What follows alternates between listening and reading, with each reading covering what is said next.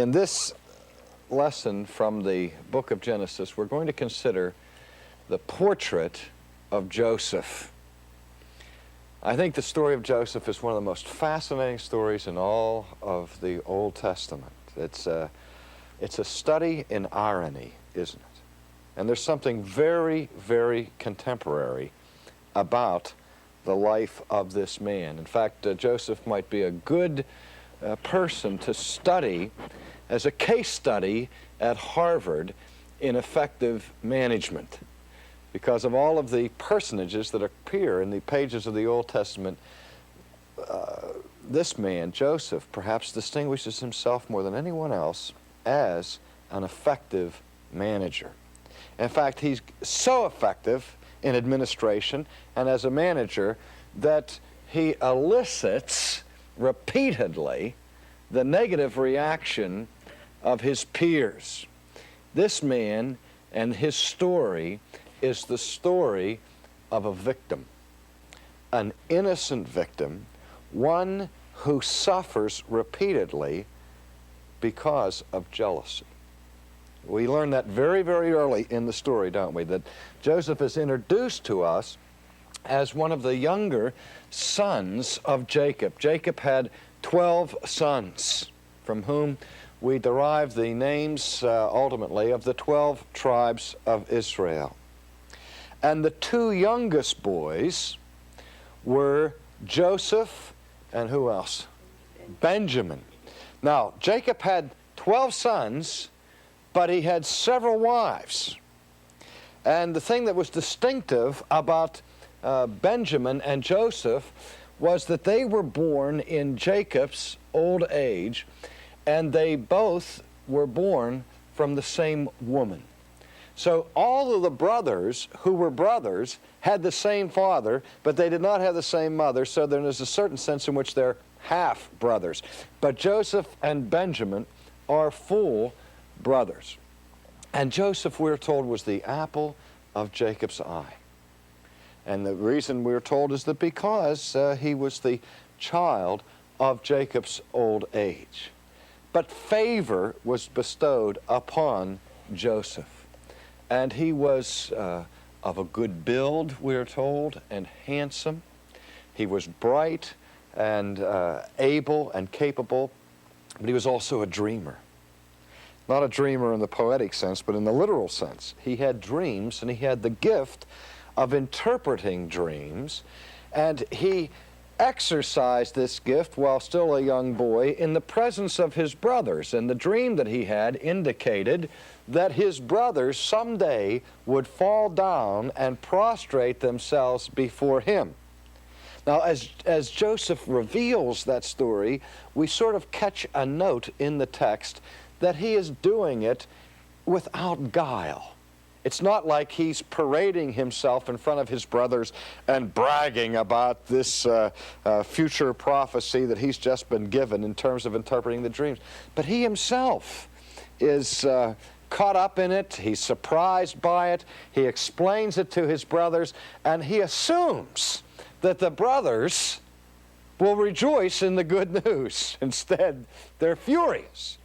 And their fury is intensified by the favor that Jacob shows to Joseph by having a richly ornamental robe made especially for this one. The children learn this story in Sunday school about Joseph and his coat of many colors. Well, whether it was many colors or just richly ornamental is a matter of difficulty of interpreting the text, but in any case, he has this exquisite cloak that is given to him by his father.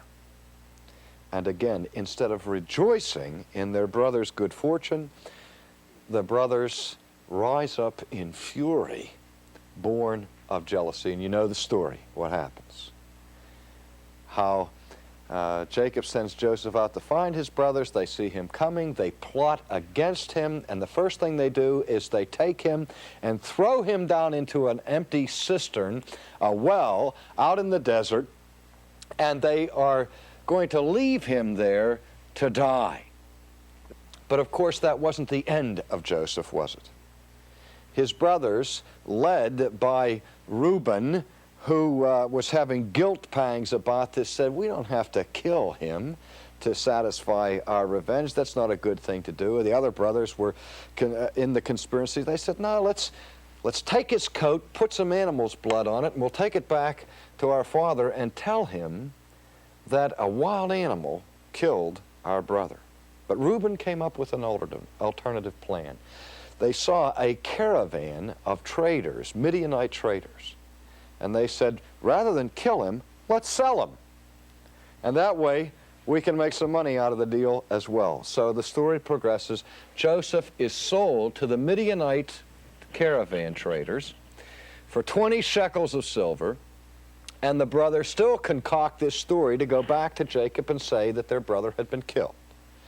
Well, the Midianite traders are on their way down into Egypt. They go down into Egypt, and as soon as they get to Egypt, they sell Joseph as a slave to a captain of the Egyptian guard whose name was Potiphar. And he is just one of many slaves that are owned by Potiphar. But even as a slave, he manifests this gift of management. And he becomes so effective as a slave that in a very short period of time, Potiphar keeps elevating him through the ranks of the slaves. And finally, Potiphar puts Joseph in charge of all of his business enterprises, and in fact, he becomes the steward over Potiphar's house. So that now, all of Potiphar's affairs are being managed by Joseph. And the scriptures tell us that Joseph again excels. But he gets in trouble. What happens? Potiphar has everything going so well for him under the management of Joseph that he's taking time to go out, go golfing, to go on vacations, and he's not spending a whole lot of time around the house. And Potiphar's wife has an eye for Joseph. And again, she sees that he's handsome and strong and desirable. And so she comes to him overtly, crassly, says right out, come to bed with me. What does Joseph do? He says, no, because to do so would be a sin against God. Now, hell hath no fury like a woman scorned. Potiphar's wife doesn't give up.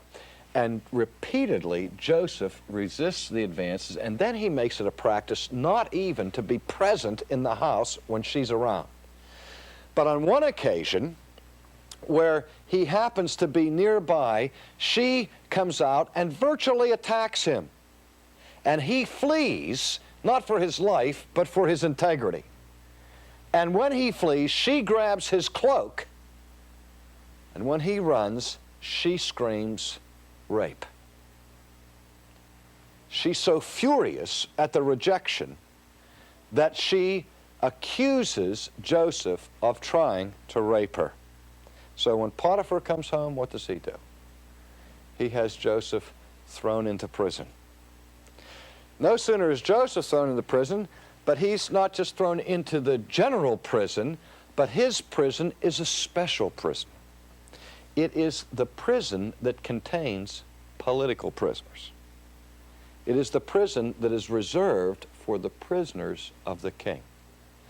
And just as he is thrown into prison, he meets two other men who had just been thrown into prison. One had been the cupbearer to the king. The other was the king's personal baker. And you know what happens. Joseph isn't in jail very long till pretty soon the warden of the king's prison recognizes in Joseph this unbelievable ability to manage, to be an administrator.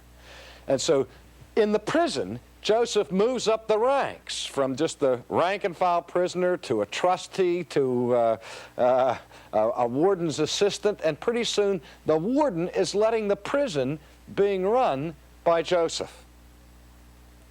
In the meantime, the cupbearer and the baker have these weird dreams, and they can't understand what the dreams mean.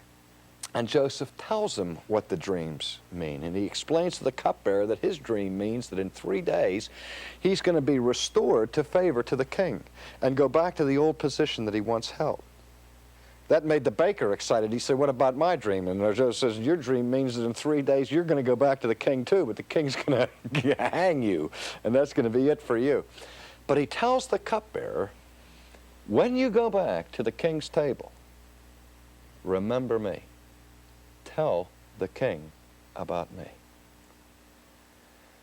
What happened? 3 days later, the cupbearer comes back and is restored to favor. 3 days later, the baker is hanged by the king. And the cupbearer forgets about Joseph. And so for 2 more years, Joseph is in the prison. Then finally, the king, the Pharaoh, has a disturbing dream, a repeated dream with different images about fat cows and skinny cows and plump grain and withered grain. And all of the court magicians and priests can't help the king figure out the dream. Finally, the memory of the cupbearer is stimulated. He said, I remember a young Hebrew who has a way about interpreting dreams. And so the Pharaoh has a meeting with Joseph, and what does Joseph do? He interprets the dreams and tells him that there's going to be 7 years of abundance in the harvests of Egypt, followed immediately by the most severe 7 years of famine in the history of the nation. So when the king hears this, he releases Joseph from prison. And in a very short period of time, Joseph is raised through the ranks of the imperial administration and finally reaches the level of what would amount to be the prime minister of the country. And he manages the Egyptian program of storing up resources so that when the famine would come, the people in Egypt would have enough food to make it through the 7 years. And so the great storehouses of Egypt were built under Joseph's administration. Now here is incidentally one of those places where the patterns of history recorded in the Old Testament intersect secular history.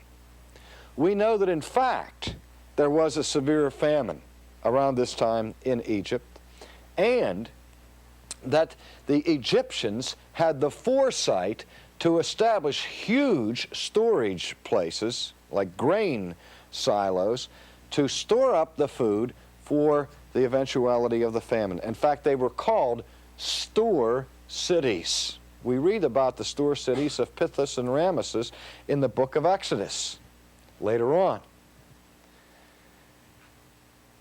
And we ask this question, how did the Jews ever get in Egypt in the first place? I mean, the story of the Bible starts out there with Abraham up there in Ur of the Chaldees, and God calls him out of there and takes him to this promised land, and they finally come into the land of Canaan, and the patriarchs are there. How did the Jews ever get from Canaan to Egypt so that there could be an exodus in the first place? Well, it all had to do with this famine that Joseph was preparing to endure.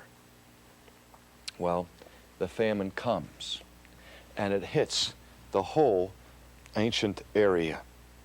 And who's feeling it? The people up in Canaan. And here is Jacob, an old man with his sons, and they don't have any food. But the word comes to them that there's all kind of foodstuffs stored up in Egypt. And so he sends his sons down to Egypt in order to try to secure some kind of emergency food relief from the Egyptians. And so they come to the royal palace and they get an audience with the prime minister. Who's the prime minister?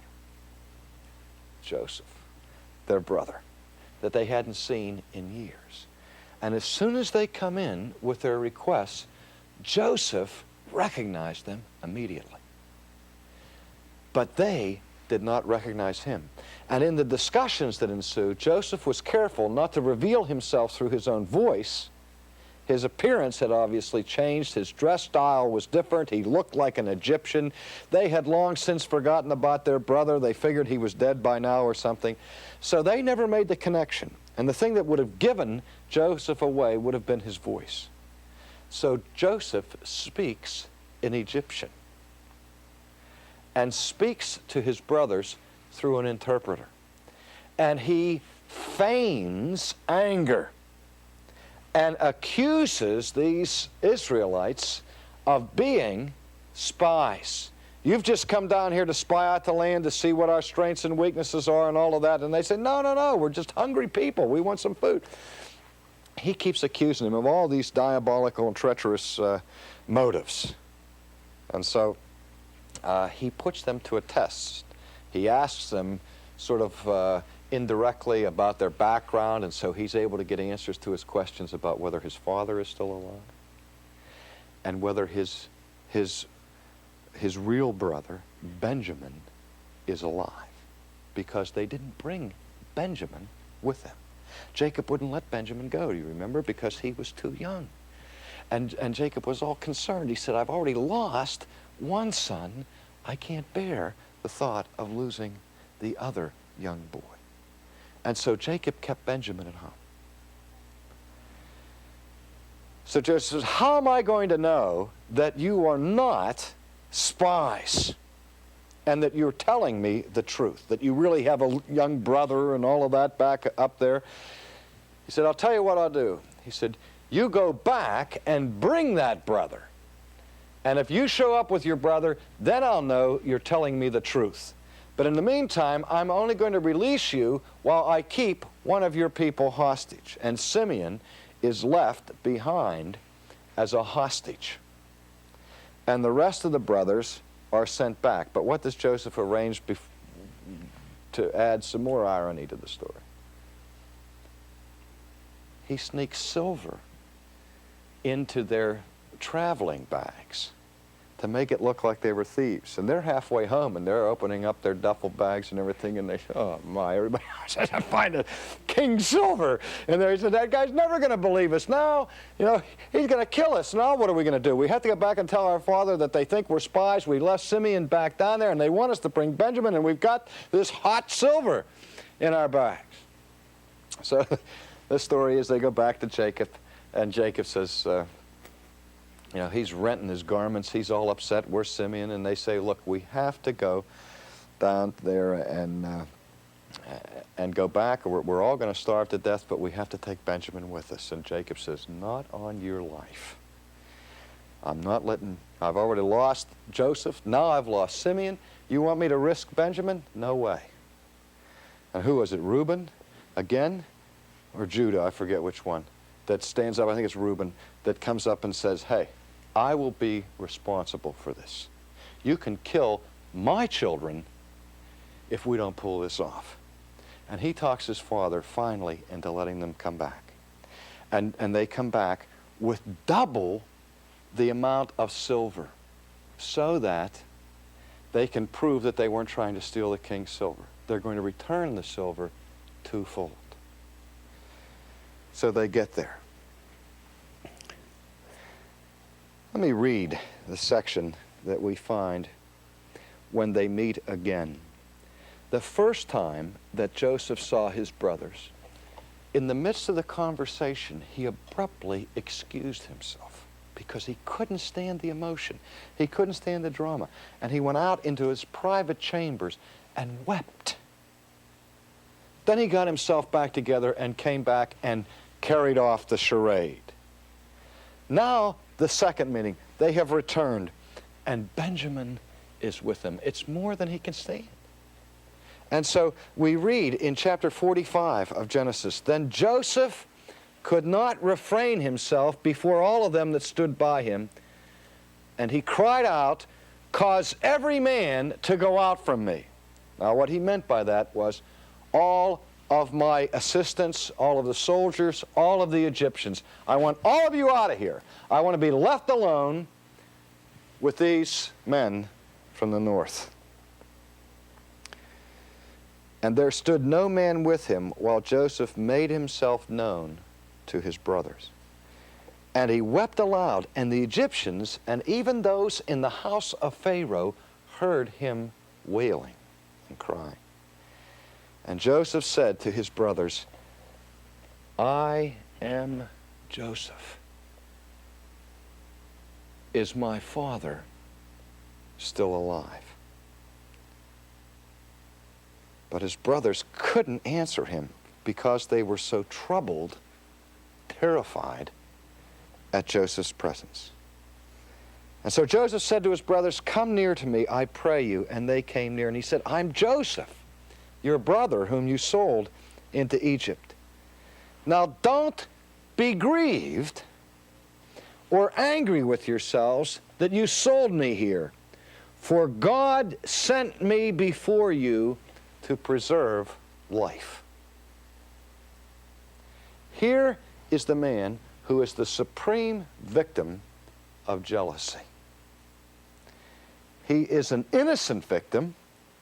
His whole life is spent in prison or in exile in a strange and foreign land, cut off from his family, from the religion of his family, living in a pagan nation, most of the time, as I said, either in prison or as a slave. How bitter would you be? Sometimes it does happen that innocent people are convicted and put into prison. We saw it on 60 Minutes not too long ago about a man who spent like 7 years in prison for a rape he didn't commit. And the issue when he got out was what? Prison going to say, I'm sorry? Maybe the state of Ohio gives some compensation, maybe $50,000, maybe $100,000. But he said, who is going to give me back 7 years of my life? Life is a precious thing. Who wants to have 7 years unjustly taken away from you? Joseph virtually has his whole adult life taken away from him. If ever a man had a legitimate basis for bitterness, it was Joseph. Instead, he said, don't sweat it. Don't grieve about it. Because you didn't send me here. God sent me here to save your life. That's irony. Later, when he did meet his father, and his father is crying about it in the great reunion, the immortal lines are spoken, they meant it for evil, God meant it for good. And Joseph could understand that. What we have in this life of Joseph is the clearest example I can think of in all of Scripture of the doctrine of the providence of God, that reveals to us in flesh and blood, not an abstract theory, what the sovereignty of God means in human history. If Joseph dies in the cistern and is not sold to the Midianites, what happens? Well, he doesn't go to Egypt. He doesn't become prime minister of Egypt.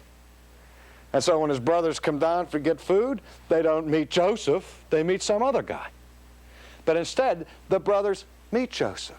And not only does Joseph provide the foodstuffs they're looking for to be spared from starvation, but he establishes a region of Egypt and invites all of the family of Jacob to migrate down into Egypt so that they can be fed the rest of their days.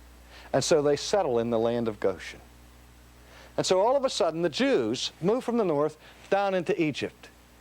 And not only do they move down into Egypt, but then what?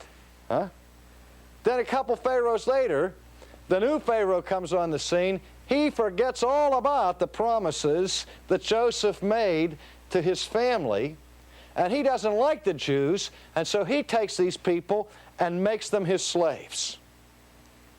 And then, of course, they cry out and groan under their burdens, and God hears them, and he appears in a burning bush to this guy out in the desert, and Moses comes down, takes on the people. You have an Exodus. They go to Sinai. They receive the law. There they receive the whole instructions for the sacrificial system of the Old Testament. And when that's violated, the prophets come, and the prophets call them back to the original agreement that they made in the desert after the Exodus. And when the law isn't fulfilled, an atonement is necessary for the people, and God becomes incarnate and comes to this world through the virgin's birth, and so on, and so that the whole history of redemption hangs on that cistern. No cistern, no Egypt. See? No Egypt, no Moses. No Moses, no Ten Commandments. No Israel, no Jesus. No England, no United States of America, all of which ultimately trace its political history to a concept of law that was given to a bunch of semi-nomads out in the middle of the desert in the Mediterranean. All because some kid gets a coat and his brothers are jealous about it. You meant it for evil. God meant it for good. God sent me here, is what he said. And in this story, we see sovereignty. We see that human history is in the hands of the God who is concerned about the smallest details.